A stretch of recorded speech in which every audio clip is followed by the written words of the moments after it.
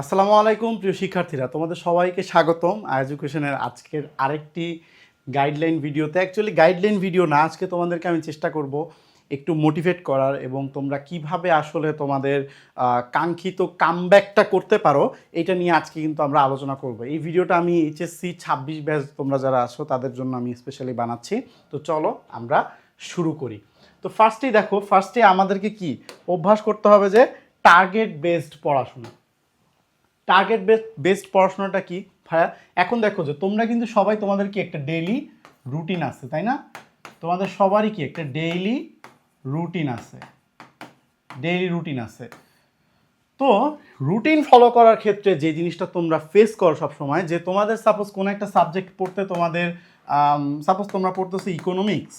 তো কোনো দিন ইকোনমিক্স পড়তে যেয়ে সাপোজ ইকোনমিক্সের টাইম দিচ্ছে হচ্ছে কি বিকাল 4টা থেকে 5টা, ধরো ইকোনমিক্সের টাইম দিছো যে বিকাল 4টা থেকে 5টা আমি ইকোনমিক্স পড়বো। বাট সামহাও কি হলো, এই ইকোনমিক্সের টাইমটা তোমার 5টা থেকে 5:30টায় চলে আসলো। কয়টায় চলে আসলো? 5:30টায় চলে আসলো। তাহলে কি এখন তুমি যে এরপরে যে সাবজেক্টটা পড়া চিন্তা করছিলে, হয়তো তুমি এরপরে সিভিক্স পড়তা, হয়তো তুমি এরপরে কি 6টা থেকে তুমি হচ্ছে সিভিক্স পড়তা, বা 5টা থেকে তুমি সিভিক্স পড়তা। তাহলে কি সিভিক্স পড়ার টাইমটা কি তোমার থাকলো?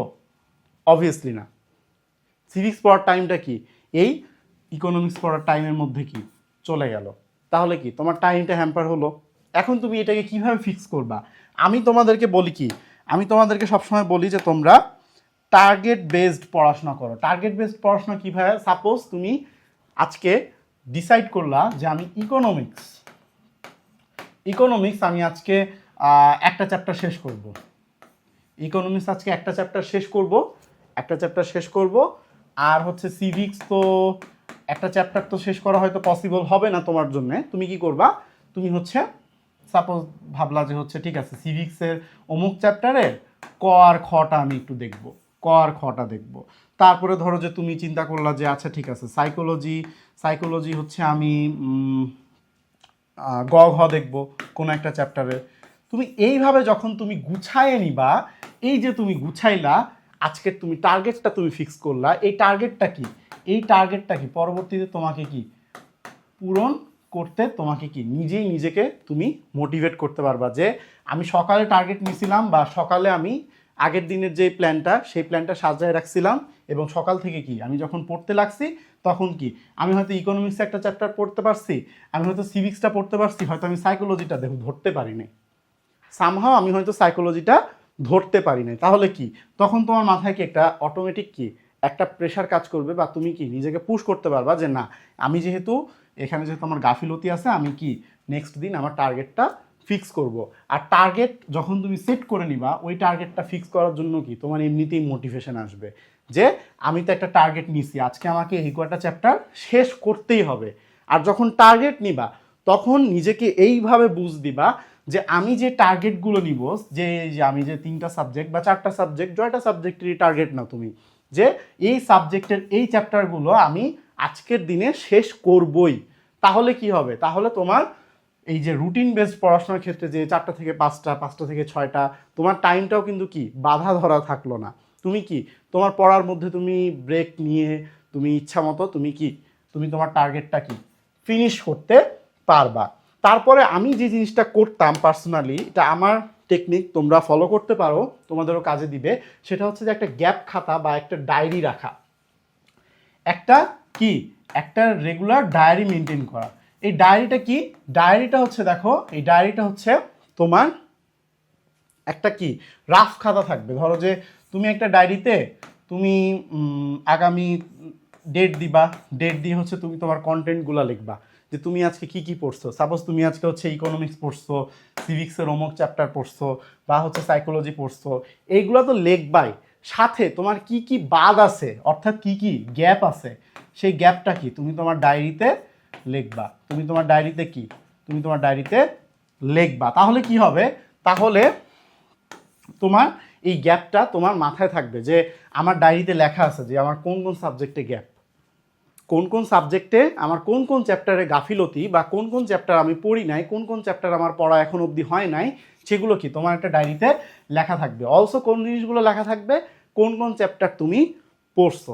ওকে, সো কি নিজের একটা গ্যাপ খাতা বা একটা ডায়েরি অবশ্যই রাখবা, এবং গ্যাপ খাতাতে তুমি যে চ্যাপ্টারগুলো পড়ো নাই সেগুলো তুমি নোট করবা, আর যেগুলো পড়া হয়ে গেছে অর্থাৎ গ্যাপ যেগুলো ফিল আপ হয়ে গেছে সেগুলোও কি তুমি নোট করতে পারবা। তারপরে দেখো থার্ড অফ অল আমরা বলবো যে অ্যানালাইসিস করে পড়া। অ্যানালাইসিস করে পড়াটা কি ভাইয়া? এখন দেখো যে আমি ফার্স্টেই একটা কথা তোমাদেরকে বলি যে বোর্ড প্রশ্ন তোমাদের এইচএসসি পরীক্ষার্থীদের জন্য কি বাইবেলের মতো। অর্থাৎ কি তুমি যদি একটু অ্যানালাইসিস করে কোনো চ্যাপ্টারের ইম্পর্টেন্ট টপিকগুলো পড়ো, একটা চ্যাপ্টারে তো সব টপিক পড়তে লাগবে না, তাই না? তো তুমি সব টপিক পড়ে মাথা খারাপ কেন করবা?